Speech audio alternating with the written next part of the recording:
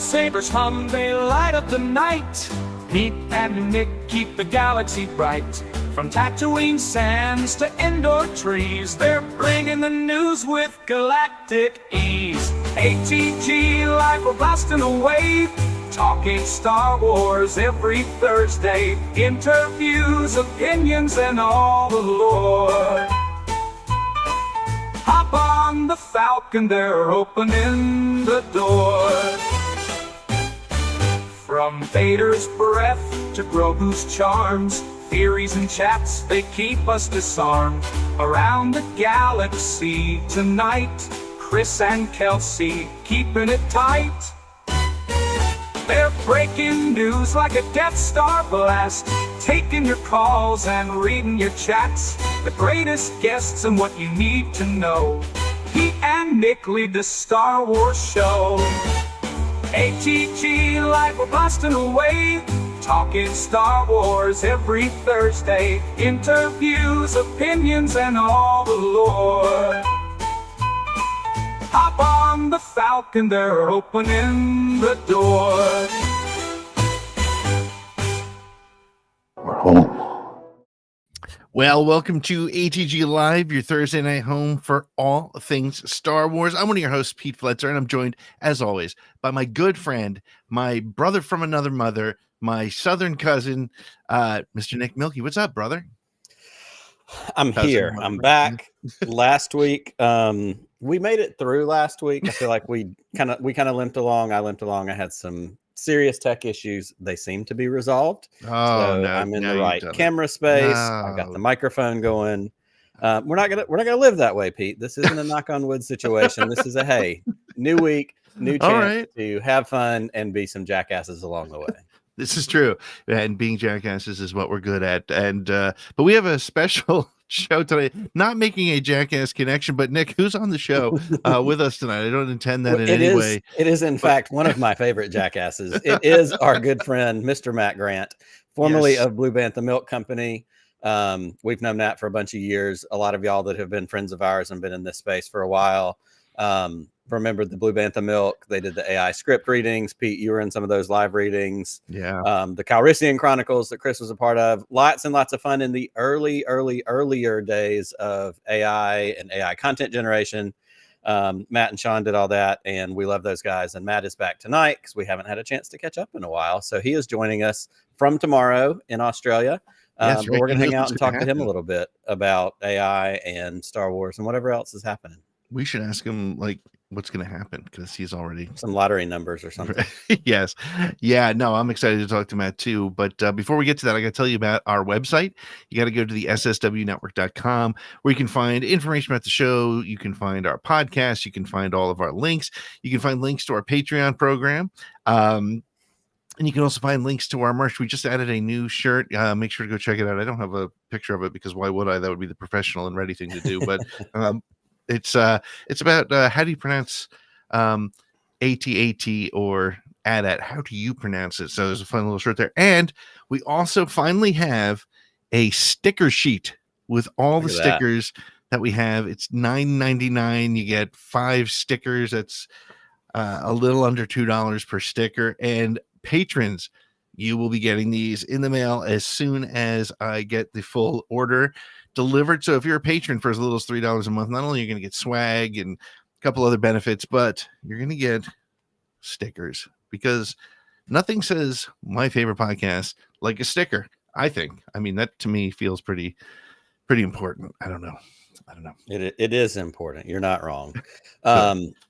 And it's one of those things that we like to do. We love our patrons. We love the people that support us. And we have been a little lax lately. So we are trying to get back on the ball. We're trying to make sure we pay the love back the same way that you pay to support us and be a part of the stuff that we do around here. Absolutely. Speaking of the things we do around here, we have a voicemail line. If you see it right here above my dumb head, 504-321-1501. This is a Google voicemail number. You don't have to worry about waking me up in the middle of the night. It's not going to happen. Nope. But at any point when you have a Star Wars thought, an idea, a dumb question, you want to make fun of us because we always have a reason for you to make fun of us, call, leave a message. We'll play it on the show. We'll talk about it. We want you to be a part of the conversation. We've got friends in the live chat right now. We're thankful for y'all tuning in. One of them are cruising down the interstate, listening in the car. So Damn, that's nice. dedication. Jasmine and fam, shout out to y'all. And it's not every night. It may not be tonight, but some nights we throw the link in the chat and we bring you on to call in and join us live. So Eric, if you're watching, no promises. It just depends sometimes on how the show goes.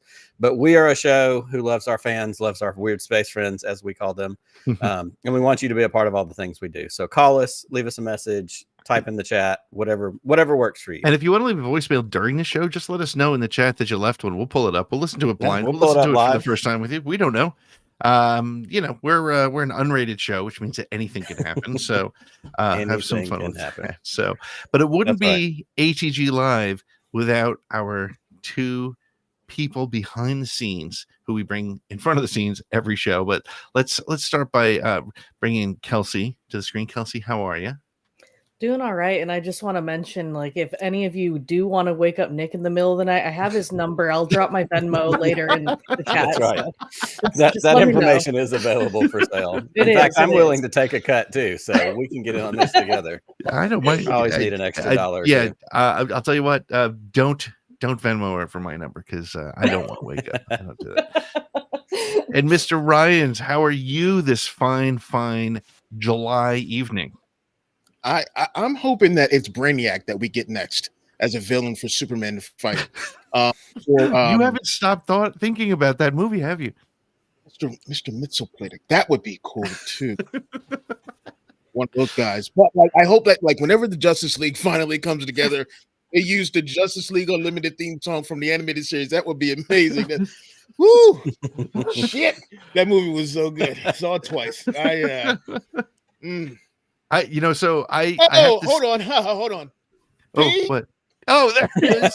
There it is. Oh, He was God. too there it excited. is. We could go back. Star Wars. Yes. Sorry, I got caught up in my DC stuff. I apologize. So I do have to say, Chris, last week I had mentioned that I was going to take Jack. I wanted to take him to see it. And we couldn't decide which movie to see. Jurassic World, which he wanted to see, and I wanted to see Superman. So we made a decision. You're his father. You take control. You're like, we're going to see I did. Superman. Shut your mouth. You're grounded. You know what I mean? I made the decision. We went to see Jurassic World at 4 and stayed in the theater. And at 7, we saw Superman. Now, here's the best part about it. Did you pay again or did you stay? Yeah, we didn't like do the kiddies sneak into the theater thing, but we should have. We should have. But I will tell you this, at the end of Superman, I said, Jack, which one did you like better? And he's like, oh, Superman was so much better. And he didn't want to see it. He was like, I don't care. But he loved the movie. So I think that that's a really good sign for the DC EU. I know, again, this is not a DC show, but I think that's a great sign for the DCU with if a 12-year-old who didn't want to see the movie came out of it and was like, that was fantastic. Yeah, we're on the right track. So that feels good. Yeah, it's like no one has stopped talking about it yet, and Fantastic Four is coming up. Not to be like, oh, Marvel DC, but not as many people are talking about Fantastic Four. As they're talking about they're promoting it hard too. Yeah, but it's crazy. It's Superman. It's Superman, and that like he's on another level as far as heroes go. I mean, you can't deny it. And sorry, I was about to go on another 3-minute rant. Maybe maybe we have to do a Superman show. We might have to do a superhero show at some point. Yes, we're overdue for a podcast of the Wills, and we can do a straight up podcast of the Wills Superman deep dive, because Superman, I said this last week, it's my original superhero. I got into the Marvel stuff when Iron Man came out as an adult.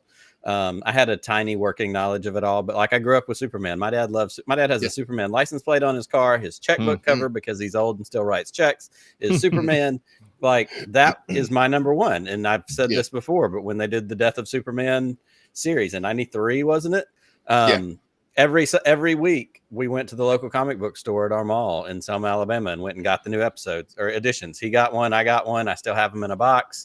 I have the special edition one with the armband and the fake newspaper, like all that stuff. That was a key part. Yep, absolutely. That was a key part of growing up, not to mention the Chris Reeve Superman movies, which I grew up with and were at the core of Indiana Jones, Superman, Star Wars. Like that's my childhood. So I'm with you. All right. We got to do a podcast of the Wills for sure. I was going to say real quick, Nick, you did text me earlier this week, save it for the show. And we have a Superman related topic in the news. Okay. So chill out. Yeah. Okay. I'll dial it back just a little bit. Fair enough. So, All right. so why don't we get to our toast so that we can bring out our guest tonight? We're going to be talking a little bit about, well, we're going to catch up with Matt, and Matt is just, we could just talk probably for hours with Matt, but we're going to catch up. We want to talk a little bit about AI because they kind of led the way inadvertently in this whole AI situation thing, controversy almost in a way. And then we're going to play our Around the Galaxy news game, and Matt's going to stick around for that. But before we do that, we have a toast to do, don't we, Nick? We do have a toast to do, and I'm going to raise our toast to the creatives that are at work in the world. On the light of the conversation tonight about AI, in the light of things like Superman coming out, creativity still fuels the world.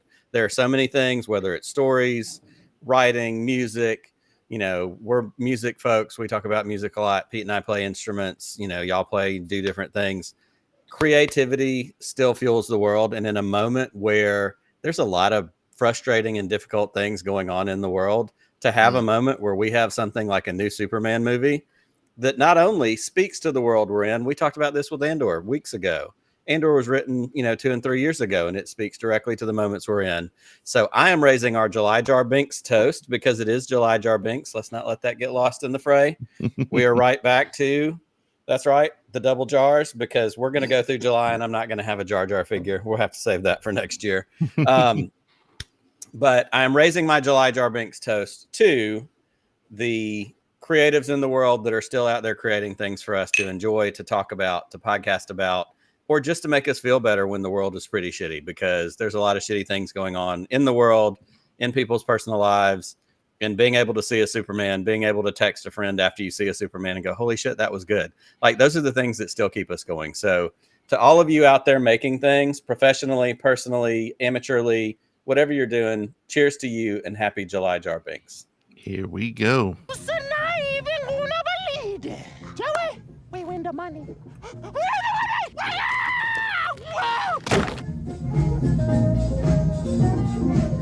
Lisa thinks me broke me bad spine. I always get I'm at the same spot, and I don't care. I'm not trying to prove anything to anybody. I know. Well, hey, let's take a break so I can wallow in my pity and shame. And when we come back, we'll be joined by our friend Matt Grant. So we'll be back in just a moment with more ATG Live.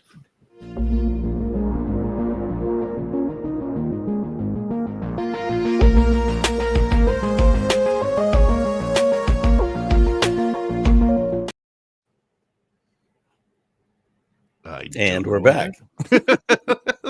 Wait, let's run the commercial for Chris, because you're gonna buy this stuff anyway. Here we go.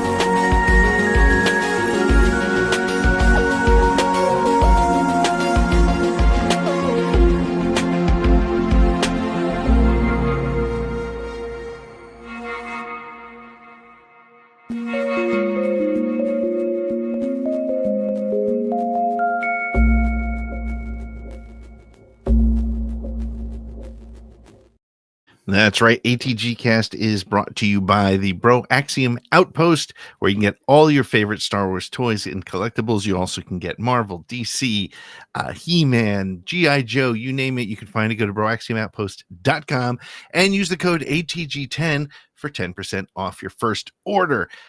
Nick, we haven't talked to this guy in a couple of years. I mean, we've talked to him off and on. Often, he'll send me on my birthday, he'll send me some sort of reminder of my increasing age, or some sort of wisecrack at some point or another. So why don't we welcome to the show former Blue Bantha Milk leader, co-host, Mr. Matt Grant.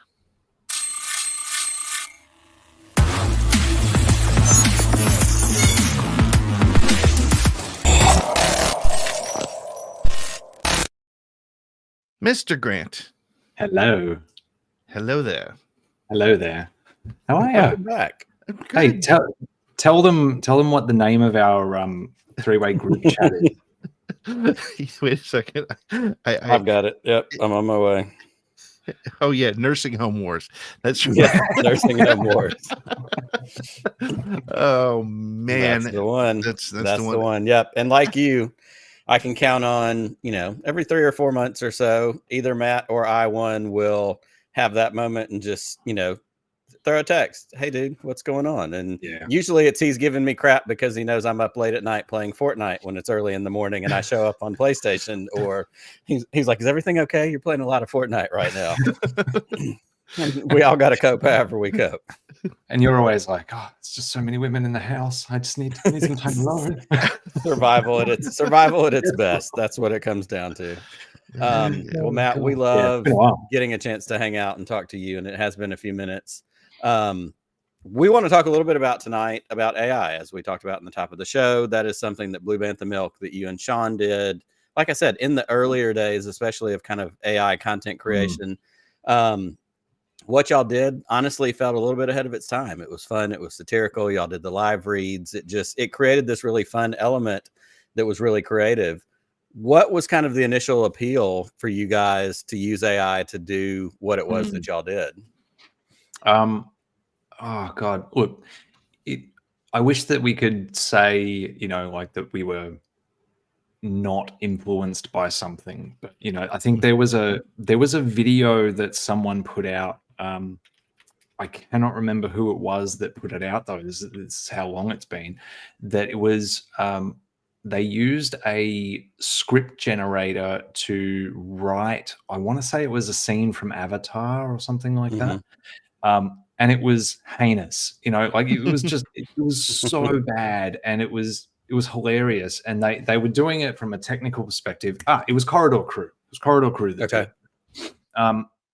And I saw that and I was just like, oh, this could be fun. But what if we tried to do something a little bit bigger with it? And, Sean and I, when we started Blue Bantha, like it was never meant to be a forever thing. It was always meant to be kind of a thing that just got us, I guess, writing some more things.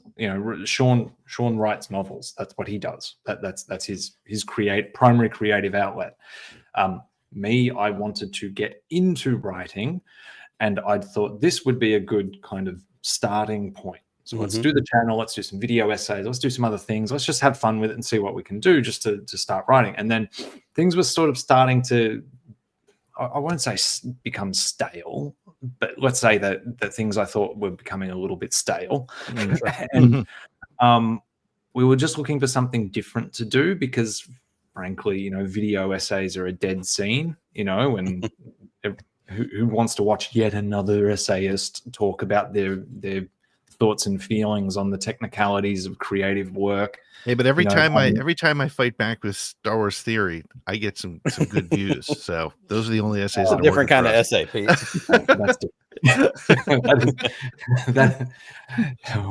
We don't need to talk about addictions. This is not your intervention yet. Yes, okay. So yeah, when I saw that, I said to Sean, I was like, hey, what do you think of this? And I did a little sample, and it was just the most ridiculous thing that we'd ever read. It didn't make sense. And I guess that was kind of the appeal in a sense. So like we went to it from this standpoint of, let's get the dumb robot to spit out the worst script that you could possibly imagine and treat it kind of like we were script editors or in a writer's room or something like that, and had to come in and fix it in a sense. Right. Like that was kind of the angle that we took. So we made sense of the nonsensical, like that was why we did it. And then, just the need for connection was kind of the other thing. So let's do the table reads. Let's cast people in these roles and get them to come and read these things live. And let's not give them any prep. Let's make them just come in completely fresh, only tell them ahead of time what their character is or who their character is and what some of the main beats might be. in case they wanted to prepare anything for that. And as you remember from some of the read throughs, you know, people prepared. You know, like when we did, was it the solo? Was it the solo one? Yeah. Where Raj Ventress was in there, and we had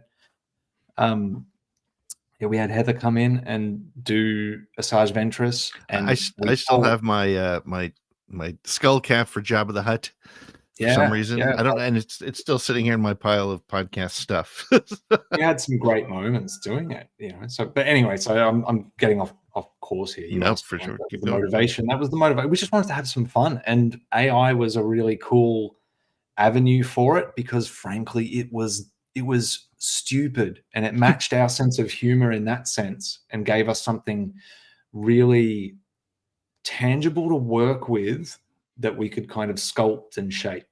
Yeah. Yep. Yeah. It was that sort of ludicrous humor, that kind of absurdist look at things that kind of brought it to life. Nick, do you have a clip that you want to share? Hold on one second. Oh, he muted himself. He muted himself. Okay, here we go. do, yes.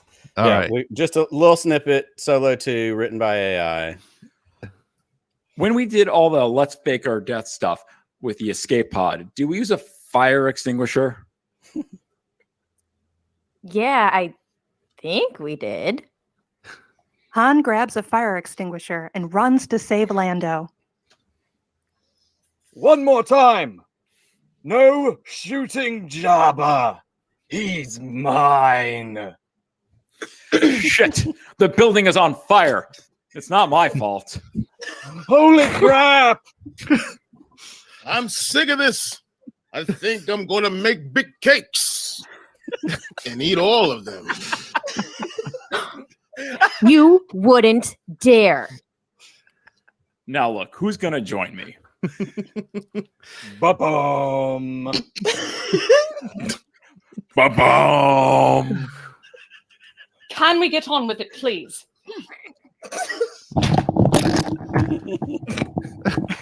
Exterior, Tatooine. So you get kind of a sense of, there was if you thought that you're just jumping into the middle of this and you missed something, no, it was just pretty much that absurd. There was an underlying story, I guess. Sure. That was the thing. And actually, sorry, I was mistaken. So when Heather Antos did Ventress, it was episode 2.5, I think it was. Okay. Yeah. That we did. So it wasn't the solo story. But anyway, yeah, there was an underlying story, but there was always a real limitation to what the AI could do. So we were using an AI at the time called InfoKit. And if you go to the InfoKit website now, you will see it's just shut down. It was really? Yeah, it's gone. So they took it off. Basically, I think as a large language model, it couldn't keep up with what people with good investment could do. And it, you could go to ChatGPT now and tell it the style that you want it to write in, tell it to format it as a screenplay, and then give it some prompts, and it will do what InfoKit was doing, but a million times better.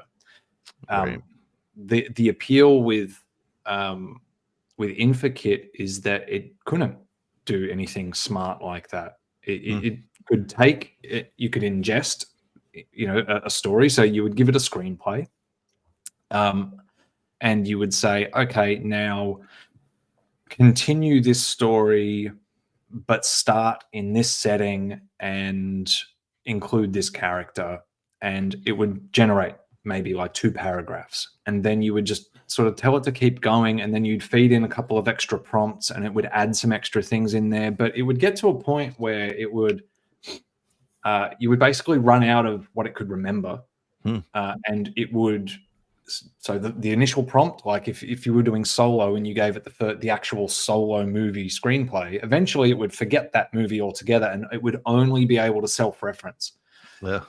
So that's where you would get these like loops like that in the clip that you showed where people were going ba-bum. That was a cut down version where every character like was having a dramatic moment, and they were all going ba-bum, ba-bum, and there was like 20 of them in the scripts, and we just cut it down to a couple and then chose to insert them later on.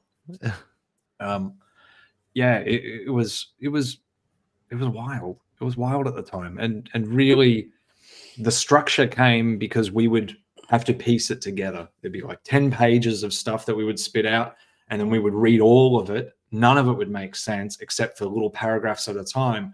But then you could start saying, but if you move this here and then that there, then that sounds like it's flowing in a story, and we can make a little edit here. And then at least if people were watching and paying attention, they could follow a story. Right. Well, it's interesting too, because you're talking about how InfoKit has kind of come and gone.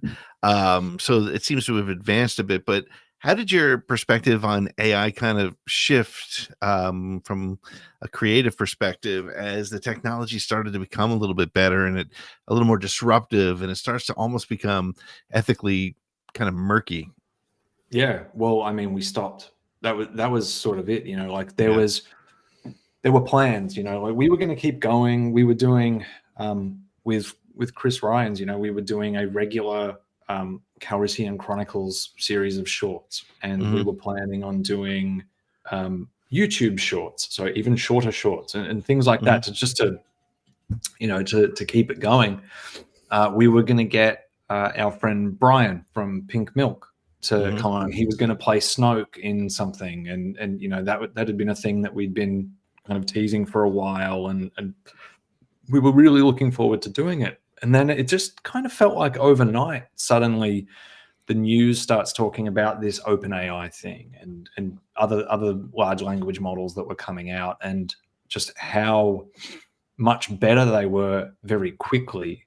Right. And it sort of, we took a breath, and we were just like, oh, this isn't actually good in a sense, like it was all fun and games when it was stupid.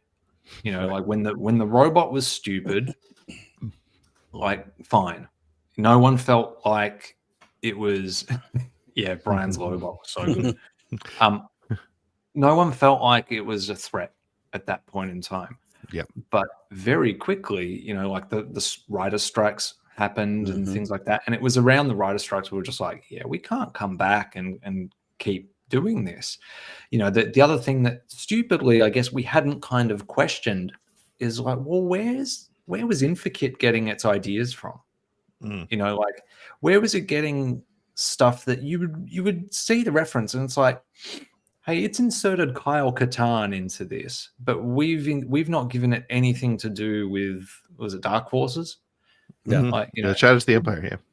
Yeah.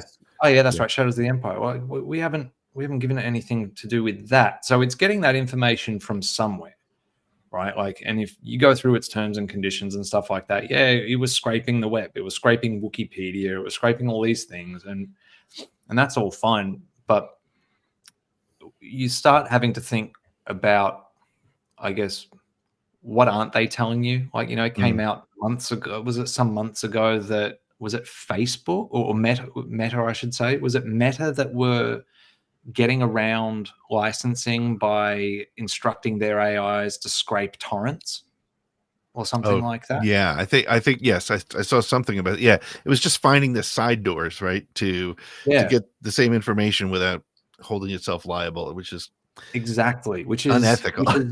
It's unethical. Right. It's villain. It's super villain shit, right? Yeah, like that right. is awful. And when that sort of, it became just suddenly on our mind, and we were just like, we can't keep doing this. Yeah. No one's going to want to no one's going to want to support this, even if it is just for the fun, like why would we risk it? Particularly when, Sean wants to continue writing. I want to get in, I want to break into writing in some way. Like, you don't want to be the guys that just kept plowing forward for views. That nothing's that important.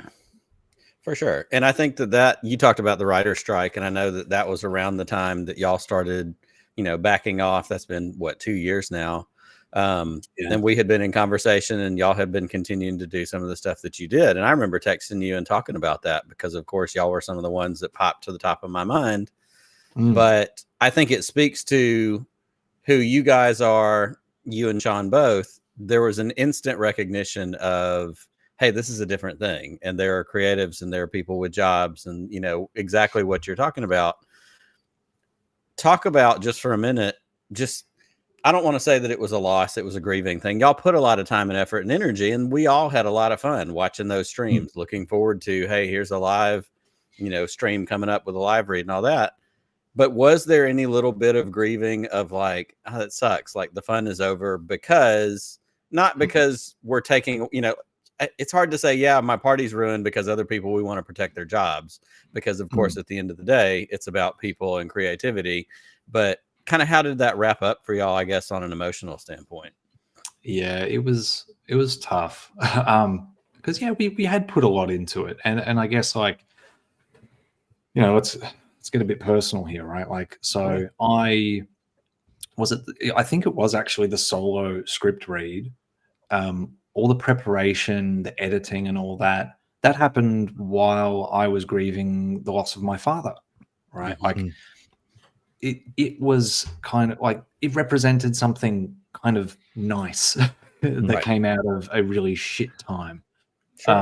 So, you know, letting go of that. And like Sean and I met because of the channel. You know, we met because of the channel? No, we met because of the Facebook group that I started that then turned into the let's do a YouTube channel together. You know, like, so letting go of that was sad. But you know, we considered it. It was like, well, what could we do instead? You know, like, do we want to keep putting anything out? Do we want to close the channel down altogether? I was like, no, let's just keep it there just in case. But you know, let's pause Patreon. Let's stop taking people's money, like, because we're not going to probably produce anything at least for a while. You know, and let's leave it up there because it is a bit of a time capsule. It is well and truly like a small window of time where AI was benign, and and there it was. And there's what it came out. You know, like, we thought about maybe doing things like, you know, should we get the screenplays and just let people see them, like upload them somewhere? So like maybe we could, you know, that I wouldn't have a problem with that. I've got to talk to Sean about it, but you know, we could do something like that because again, there's value in it for the time capsule aspect of it. And I think we did something that was really special and unique. Yeah. As we were just starting to get out, a couple other people started trying to do it too. And I just thought, yeah, now's the time. They're going to jump in and they're going to realize the same thing that we're thinking of already. People aren't going to support AI. You know, I love the way you're looking at it as like a time capsule, because I was just talking to somebody the other day about how I saw the thing online where there's the picture of the prompt was Will Smith and spaghetti, and 2 years ago it was just very strange looking, looked almost like an impressionist painting, and now you put that in and it's frighteningly real life. And so and I think that's one of the things that your scripts represent, and you guys did it from a perspective where you made it fun, and you made fun of the fact that it was still imperfect, and that was embrace it. Right. So but that's great. So what have you been up to since then? What have you been working on, and what's keeping you busy? Because I know you're not on social media anymore, and as you said, Blue Bantha as a YouTube channel has kind of gone dormant for time being. So we've obviously left the YouTube channel up. You know, I've written a few comments in the stream here, so if anyone wants to go check it out, you'll find the channel there. You can watch what we did, and and it's worth your time. It's a lot of fun. It really is. Yes. Yeah, like go watch Chris make a fool of himself and be embarrassed. I know, Chris, you're in the background watching this stuff, and I'm sorry. I'm sorry we did that to you, but you know, that was one of the joys. Ah, there he is.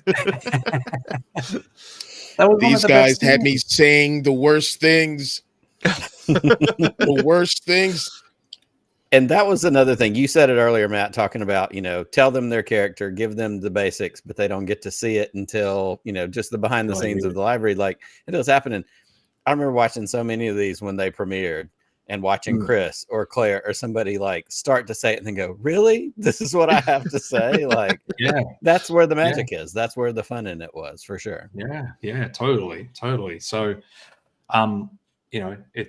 it's there. Go check it out if you haven't seen it. It's cool. Like, there's no ads that we don't get anything from it anymore. It's just there for people to watch. But since then, so Sean and I have been very asynchronously kind of working on a screenplay together. I stepped back from social media. Maybe October last year, I pulled the pin. Probably, because we wound down pretty much what we were doing online as a channel, and instead just sort of focused on just being ourselves and keeping in touch with people and all that sort of stuff. But things are just too chaotic. There's too much going on with work. Money is what it is because everyone's living through a housing crisis and things like that. So just thought, no, Eric, hey. Thank you. The merch, every now and then someone still buys a t-shirt. It's really cool. It's really cool. We each, Sean had a kid. Sean's got a baby. Or had a baby. Now he's a small human, and just focusing on things like that and whatnot. We've just really leaned into that. So just writing a screenplay with Sean at the moment. We've been working on it now for, I want to say, the better part of 6 months.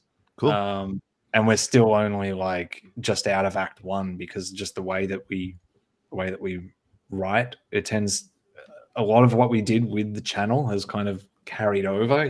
We could write stuff and not sit in a room together for months. And just pass things back and forth. We just do everything in Google Docs. We tag each other and say, hey, what do you think of this? And, we've just been jumping into it, whenever we can. Cool.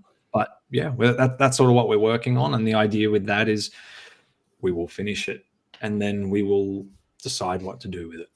We don't know what that is yet, but, awesome. we would like to see if someone wants to pick it up. That would be fun. That would be really fun. We'll see. I'm in my 40s. Can I break into something completely different in my 40s? Yeah, why not? Sure, why not? It can happen. Yeah. It can happen. Let's give it a try. Well, hey, hopefully one of these days that script sells and we can say, hey, we knew Matt before he was an Oscar-winning scriptwriter. Before he was a total asshole. Right. He was just kind of an asshole, and just now look at him. Holy cow. So, but maybe that'll be one of our news stories. How do you like that for a transition? We're going to take a break. Matt, thanks for talking about all the AI stuff and giving us that insight, because it was very, very interesting perspective, because AI is really, literally every, my daughter tells me I don't need to learn geometry because I can just take a picture of the problem and I've got the answer. And I said, yes, but what if you need it when you grow up? And she goes, I'm not going to need it. I'm not going to be an engineer. And I said, okay, but what if you wanted to be an engineer? She goes, engineers are using AI. And I was like, okay, I can't fight with her on it. She's right. So why don't we take a quick break, and when we come back, we're going to talk about some of the news of the week. And Matt, we want you to play our Around the Galaxy game with us.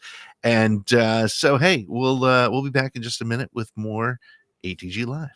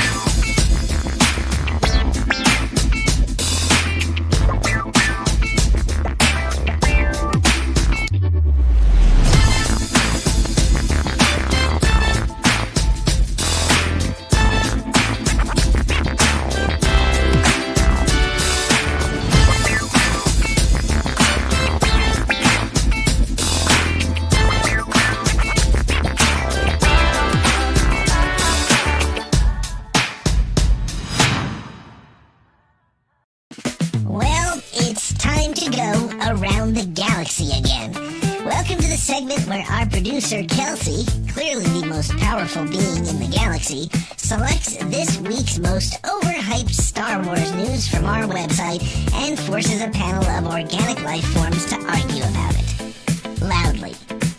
For points. That she gives out. However she wants.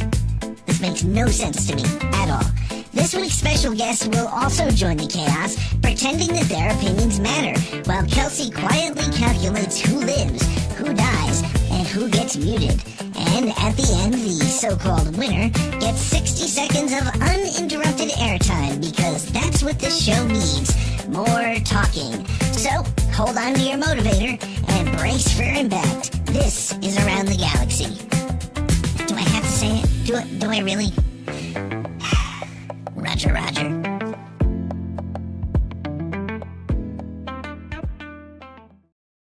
You know, one day I'm going to get the right person in the right place at the start of the game.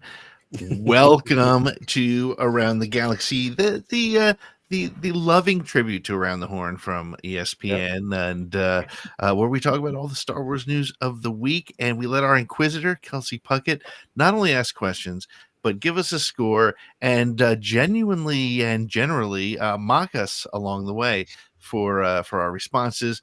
And she's not afraid to tell us if she disagrees, for sure. What's going on this week? How are you feeling, Kelsey? Are you what kind of mood are we dealing with tonight? Do we need to be prepared for anything, or? I mean, like, I don't know, just like watching the chat real quick, I was like, man, like that was hardcore. Also leads into our first news story, which is kind of nuts. It's almost like he read our mind or something. But yeah, so in an interview with Rolling Stone, Rian Johnson stated that his planned trilogy never got past the idea phase and he shifted to Knives Out. Do you think that he should return to the franchise and that he would be welcomed by fans? Pete, since you're up, go ahead. So do I think he should return to the franchise? I'd love to see him return to the franchise, but I think I may have referred to it or said it before. I think they should wait. I think they should wait till it's weird to say to wait till the dust settles, but it has been. I mean, it's a continuous, constant sort of. There's so many people who continue to want to put negativity around The Last Jedi, which just doesn't make sense to me, because I think most of us on this screen love that movie for different reasons. And he's a incredibly talented director and writer, and what he did with the Star Wars story was amazing. But I don't know if the fan base is ready and willing to go through that with him. But yeah, bring him back, and maybe give him a TV series. That might be a good way to go, or a couple episodes of a TV series. I don't know. That's kind of where I'm feeling that. Well, that's fair enough. Matt, I'm sorry. I know you really wanted to go first. What are your thoughts? It's okay. It's okay, Kelsey. Yeah. Look, I concur with Pete. Let's address the elephant who's no longer in the room. There was, like, I've not been on social media for so long, and I come onto a thing, and some idiot is still going, Rian Johnson hates, in capitals, George Lucas's prequels. Like, get a life. Get a life. Like, seriously. Like, Rian Johnson can write rings around most screenwriters. He wrote rings around most Star Wars movies. Yeah. That is just what he did. Just because you couldn't comprehend that Luke might not be picture fucking perfect, it's your problem. It's absolutely your problem. So bring him back. I disagree with Pete. Don't wait. Bring him back sooner rather than later. Roger. Don't just capitalize on what heat from The Last Jedi remains, but like, get the hate watches. Just do it. A watch is a watch. A movie ticket is still a movie ticket sold, right? Like, just get them in. TV series I'd be down for. And I've always thought this. It's like, give him an episode of something like Mando that all the nerd bros love, and make it one of those episodes that no one, like, in their right mind could criticize. Like, Give him something that is just so balls to the wall amazing to direct, and just don't tell anyone that he's on board, and then just flash on screen, directed by Ryan Johnson, and just watch them all sit there go.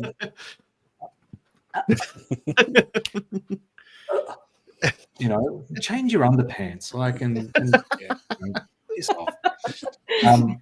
Yeah, that's my take. Oh, that was a strong start for the newcomer. Chris, do you have any follow-ups to that? Yeah, I agree with everything that Matt and Pete said.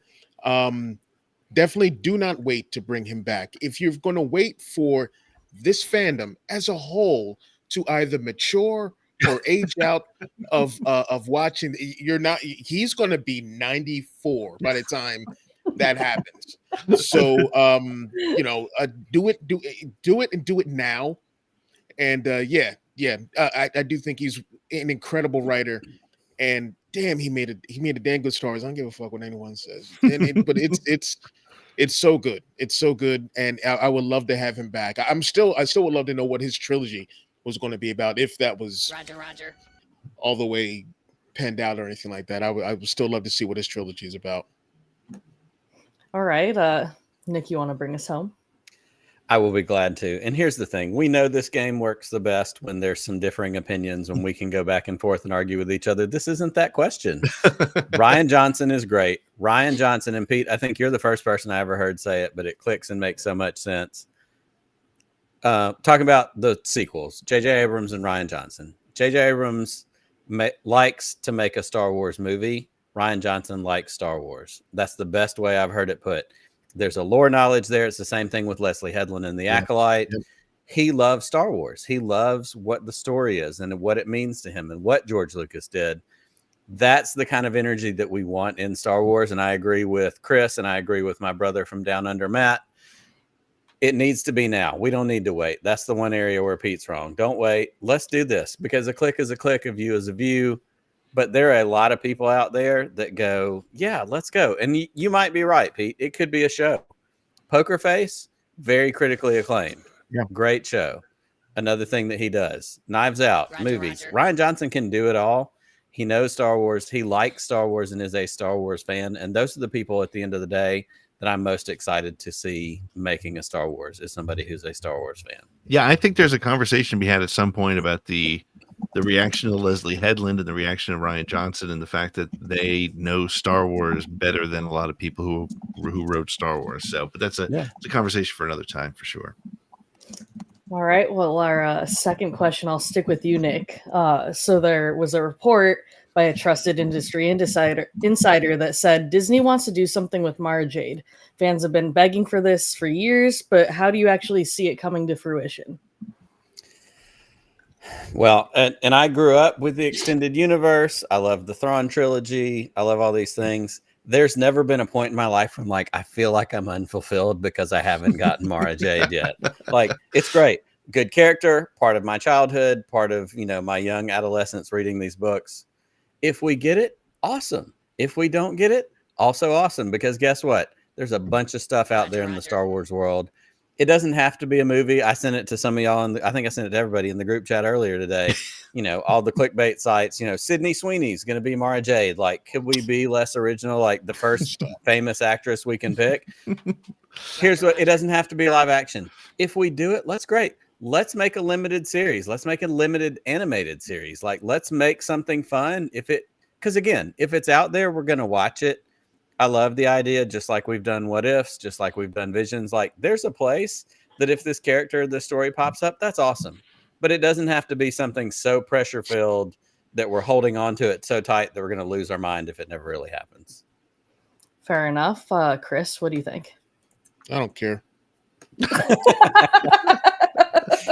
her back. Cool. If not, all right, cool. Just make it work. All right, short and sweet. Let's go, Matt. It's hard not to agree with Chris on this one, to be honest. Yeah. Like, okay, so with my absence from social media, the thing that I end up doom scrolling a lot is the news app. right? So I sit there, I have my Star Wars topic subscription, and I am just scrolling through that every day just to see what it is. And the only time I ever see anyone talk about Mara Jade, it's in articles, like clickbaity articles that say fans have been clamoring for Mara Jade. Have they? I don't remember them clamoring for Mara Jade. And certainly, like, when fans are clamoring for something, they usually cite like screenshot tweets or embed tweets or something like that from it. And I never see that in any of these news articles. So who are these people that are like, Mara Jade, Mara Jade? Cool if they do it. If they don't, I'm not going to miss anything. I don't think anyone really will. Maybe not do it as an animation though, because one thing I will say is I love Star Wars animation, but I kind of wish that Lucasfilm would have a little pressure put on them to make a little more budget conscious television shows that aren't at risk of just being canceled because they're too damn expensive. Fair. They could do it. Excellent point. Yeah. They could do it. Do it with some lesser known characters. Try it. Yeah. All right. Pete, what do you think? I mean, come on, the Sydney Sweeney thing. Let's do that. Why? What do we? Okay. All right. Already. I'm taking points away from you. Oh man, it's always the way. No, it's possible. Normally when I see this from a trusted source or whatever, I don't buy it.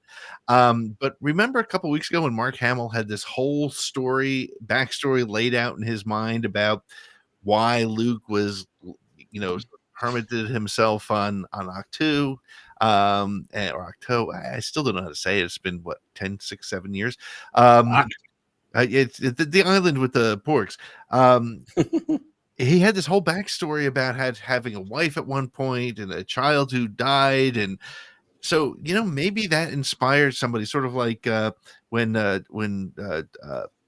what's his name Noel decided to write the story of the Rogue One team that went in and got the plans. So perhaps it's more likely. That's what makes me think that maybe there's a little more possibility to it, but. I think Chris put it best. Like, if we never get a Mara Jade story, I'm not going to lose a second of sleep over it. So, Roger. Hey, I have one point about Pete not being able to pronounce the name of the island. Okay.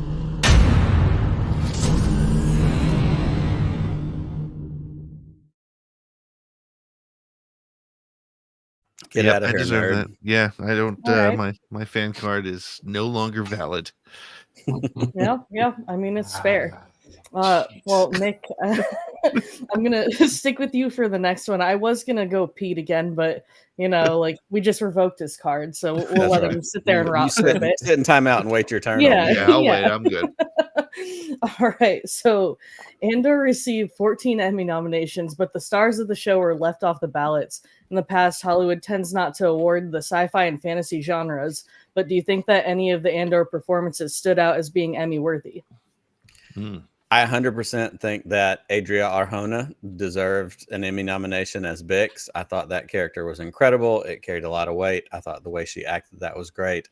I love Cassian. I love Diego Luna. I don't know if that one carried like full Emmy weight for me. But I would say Bix is my number one. I love, Genevieve O'Reilly might have also been a possibility. What she did as Mon Mothma, that wedding scene, dancing, drunk at the end, dealing with literally what she knows is happening to her best friend. Like, that's powerful. Like, that shit sticks with me. And I've thought about that as we've gone beyond the show. So I think Genevieve O'Reilly and Adria Arjona, I think both of those would have absolutely been, worthy nominees.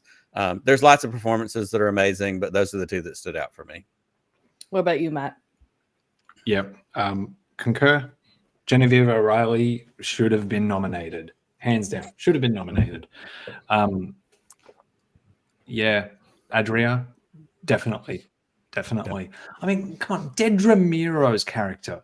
What's so good? Hell, are we not considering her? Like that arc is incredible. It's incredible. Like Kyle Soller like his performance was great. They were all really stand out. I think They're all anyway. hitters. And They really are.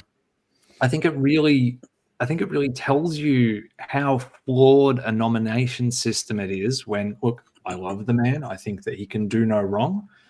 But if we've seen The Last of Us season 2, we know like Pedro's barely in it.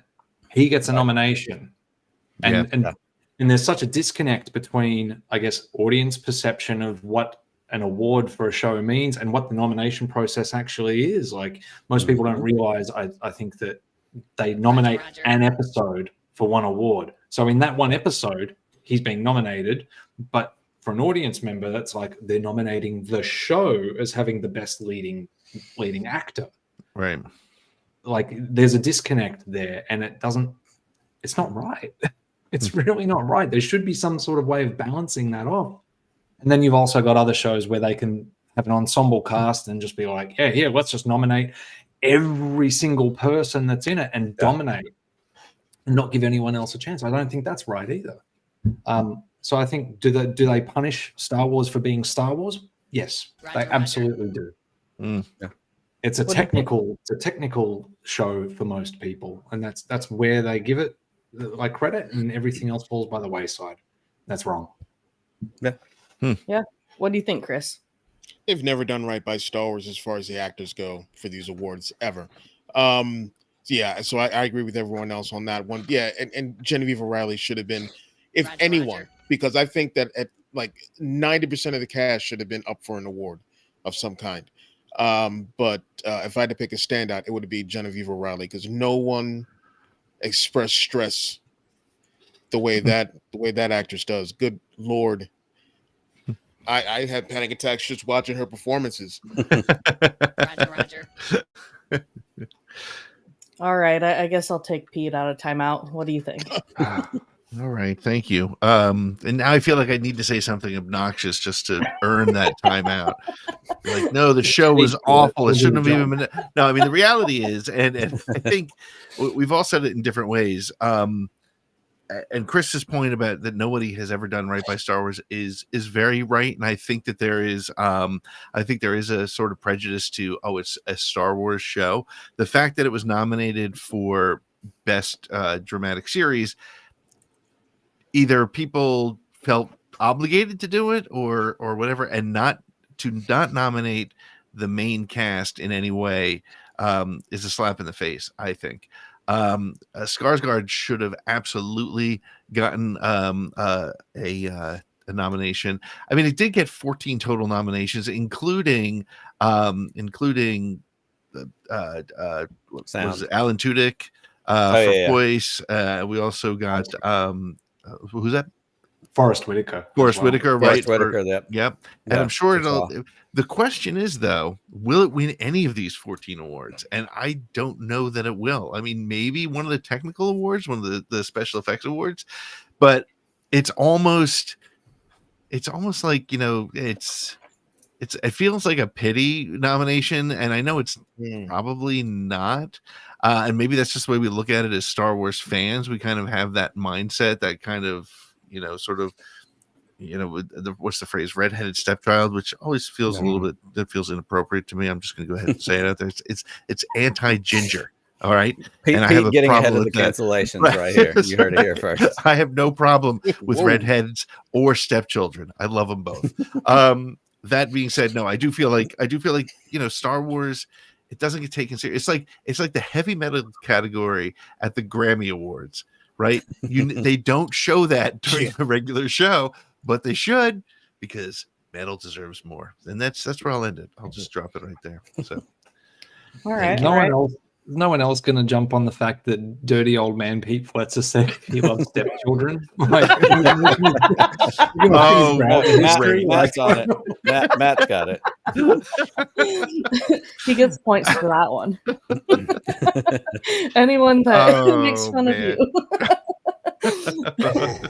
All right, so actually for the next one, I'm going to start with Chris, since he's so passionate about this. So DC's newest Superman, David Cornsweet, has been a Mhm. huge fan of Star Wars in the media. I mean, Yes. from mimicking R2's scream, and he's been begging for Mhm. roles. In a recent Mhm. interview, he actually revealed his watching order for new viewers. So he Mhm. goes 4, 5, 1, 2, 3, 6. What do you think of that? Mhm. Sure. Oh, come on. Like I just no. Well, honestly, it's like, all right, cool. Because my whole philosophy is get in wherever you get in. I don't care where you get in, as long as you get in and you watch it and you love it. So yeah, like, but his what he's doing makes sense. Watch 4 and 5 first, and then go back to the flashback after you find out that Luke's father is Darth Vader, and watch his whole rise and fall, and then start, then finish it up with Return of the Jedi. Absolutely, I think that's cool.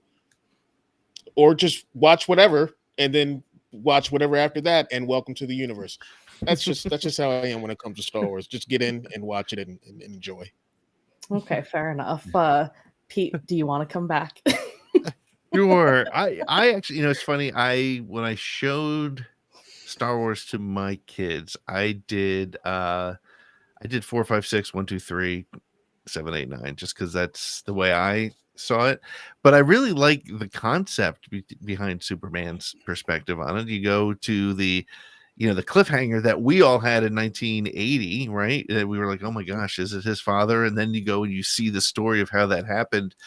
That's kind of a cool way to do it. And then you end it with Return of the Jedi, where he saves his son. So I think it works. And it's Superman and Clark Kent, and he's never wrong. So I'll leave it at that. Superman's always And right. he's from the Philly area.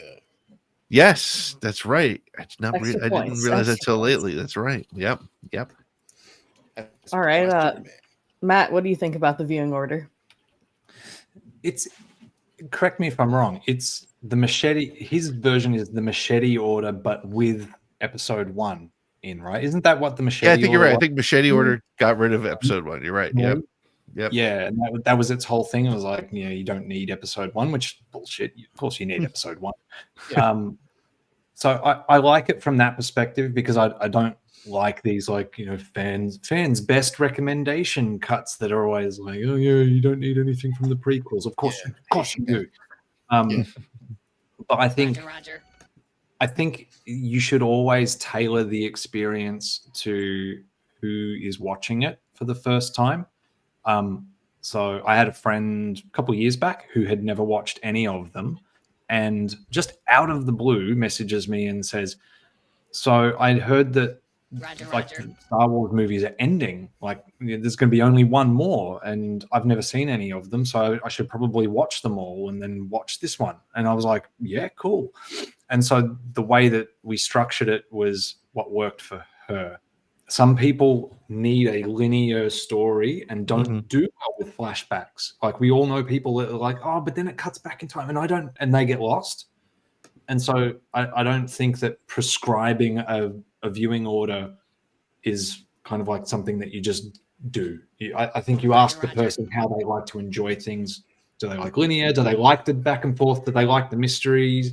Like, do they like cliffhangers, that kind of thing? And once you've got that, then you figure it out. And you've got so many avenues in. Yeah, you could throw a TV show in first, then a movie, then another show. You could do a lot with it. All right. Nick, what do you think? Well, I'm going to back up what my brother from Philadelphia, Chris, said, and I'm going to use the language of one of our great cultural poets, Too Short, who said, get in where you fit in.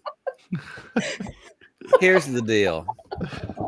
It can be sequels. It can be prequels. It can be watch every episode with 3 episodes of the Golden Girls in between each one. I don't care. Watch Star Wars, enjoy Star Wars, have fun with it. David Cornsweat has an opinion. That's awesome. I have an opinion. Chris has an opinion. You do. Matt does. Pete does. The bottom line is it's there for us to enjoy. Let's have fun with it. And if my version is different than your version, that's cool. Because guess what? Star Wars is for fun. Let's do it. Let's roll. Let's have fun. Yeah. Nick, Too Short and Golden Girls in the same breath. What the hell? That's the kind of like, quality. That's the kind of quality you get when you come to ATGLive, baby. it's like you're mixing ketchup and Raisin Bran right there. That's weird. It just blew my mind. Like broke it a little bit. different level. We're we're playing at a different level. I do have a bonus question that I'm going to keep you for. I know this one's not really fair to our Aussie friend or our non-baseball friend right now, Chris. But the other night, we got a swing off in the All-Star game. I have a couple questions. Like, what did you think of it? But like, also, did you even know that was the rule before watching that? I vaguely knew in the back of my baseball loving mind that they had made that rule change a couple of years. I think it was 2 years ago, 3 years ago, 2 or 3 years ago. I knew that it was there, but hadn't really paid that much attention to it. I love all sports of all kinds. We talk about sports on this show a pretty decent amount. Baseball is my all-time number one. It's the sport I played first as a kid. I love baseball. There are moments like, I love the pitch clock in baseball now. Like, keep the game moving. We don't need 3-hour games because we stand on the mound and can't decide what we do. I don't want to start runners on second base for or extra innings. Like, that's church league softball rules. Like, that's a different thing. We don't need to do that. But here's the thing with the All-Star game.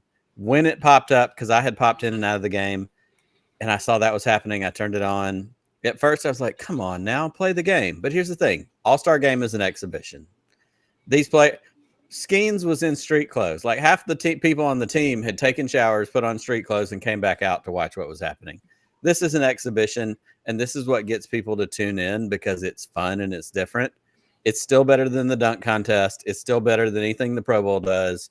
So at the end of the day, even as a baseball purist, I kind of am fine with it. So I think it worked. What do you think, Pete?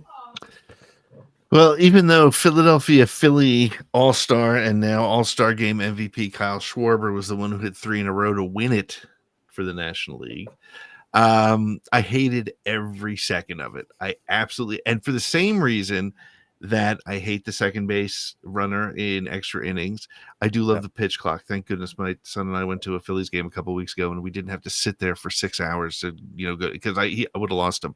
But it's the same reason that I hate the shootout in overtime in the NHL. As an NHL purist, to me that's not. It's a skills contest to decide a team sport. So I'm not a big fan of it at all. But I can't even say it was fun. I can't even say it was interesting to watch. I just hated every second of it. And again, it was nice to see a Philly get some love, but it was fucking stupid.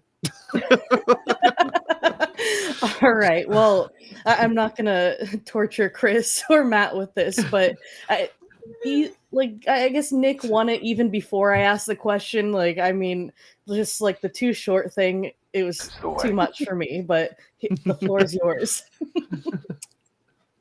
I don't even know where to go with my time tonight, other than to say there's been a lot going on in my life personally in the last couple of weeks. I'm very thankful to have this group of friends that I can chime in with on Thursday nights, that I can check out a real world for a little bit, talk about something I love, which is Star Wars. All of our friends that are watching, everybody who's in the chat, thankful for what y'all do. Thank you for who you are. Thankful for the support that you give this channel. To Pete and I, we've been doing this a bunch of different ways over the last, 7-8 years at this point. Yeah. Chris is a part of it. Matt's been a part of it over the last, the years that we've gotten to know each other. So Weird Space Friends is where it's at. My wife came up with that term, and I'll always be thankful that she did, because she doesn't understand anything I do when it comes to Star Wars, but she supports me and she loves me, and she came up with that term. And Weird Space Friends are what makes the world go round. So thank you to every one of you watching. Thank you to every one of you who tune in on a weekly basis. And of course, to all of you on the screen who are my friends, I appreciate y'all. So it's a good night. Glad to be here and hang out. Well, that was very sweet, Nick. That was very nice. Don't count on it sticking around. I'm going to turn into an asshole again. Yeah. No, I mean, I'm used to you at this point in the show having called me. What was the wrong version? The loud wrong at some point. Loud wrong. That's it. Yeah. So before we check out for the night, let me just check in once again. I was going to say, Matt, where can we find you on social media? The answer is nowhere. apparently. So Look, I didn't delete the accounts. They are still there. You can go follow. You won't be seeing anything. If you want to hear Matt's thoughts from 3 years ago, go check it out. Go wild. Like I might join again. Like I was thinking, oh, should I start trying Blue Sky? I don't know. Do I want to use Threads again? I don't know. Really. No. Every one of them will Way become a to go. shithole at some point. Yeah, So- yeah. Just hang on Blue Sky for now until. Yeah, or I could just We'll get there. private message you all. Yeah, which That's is fine. We love It's that. working. This is good. Yeah. Chris, get an iPhone so you can join, nursing home wars. I don't want to use WhatsApp. It's a Meta product. Why would I do that? Because otherwise, it's a Meta product. I don't want to use a Meta product. Give them. Well, it's my Samsung a Meta product. Wait, Yeah, but the can't app you is- just text? I can. Can't you just text? I can, but I don't want to. And we want to thank everybody for joining the most recent episode of Old People Figure Out Cell Phones here on the ATG network. Don't include me in this. Oh man, Chris, your bifocals, you need to hold that farther away from your face. You're right.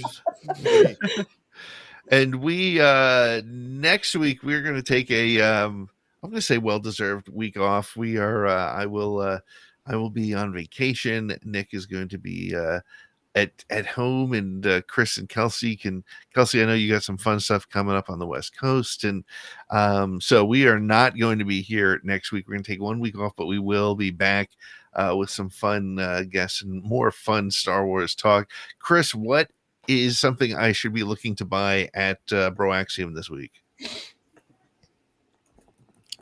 I got Star Wars comics. I know that it repels you, but I did do it. I got Star Wars comics. Let's see, some new Transformers toys came in, and of course Star Wars figures like crazy. And I do have a big shipment coming in of some restocks pretty soon, just to get some things filled back in. So yeah. Awesome. Star Wars And comics. Get some Star Wars comics, man. Star Wars comics and pre-orders. Right? Make sure to go there for the pre-orders when you see stuff that's coming out, when you see the announcements, because Chris will get them and he'll get them to you. And they won't be bent on the corners. They'll be will packaged well. I package those things with care. And you can take 10% off if you use ATG10. And he usually throws in a little something on the side for you there. A little, little, I mean, it's not as nefarious as I made it. Yeah, like I packed a thing with contraband. No, but what's in there? Death sticks. It's all in theme with Star Wars, I swear. Look, I got my Don't open the box. I got my Mara Jade action figure. Oh, and a dime bag. Nice. No, this is not what happens. Is that what happened to it? Oh man, I need to start ordering. All right. Yeah. I'll send it back. Don't worry about it. Well, hey, this has been a ton of fun, Matt. Thank you so much for joining us. Kelsey and Chris, thanks for keeping us moving forward. And Nick, as we say every single week, may the force be with you. Always. Just one more round, friend, then homeward bound, friend. Don't forget me in your dreams. Just one more song, friend, and then so long, friend. The nights get shorter, it seems. Just one more rhyme, friend. Yes, it's a crime, friend. But you know time, friend. Time can fly. So it's good night, friend. Good night, but not goodbye.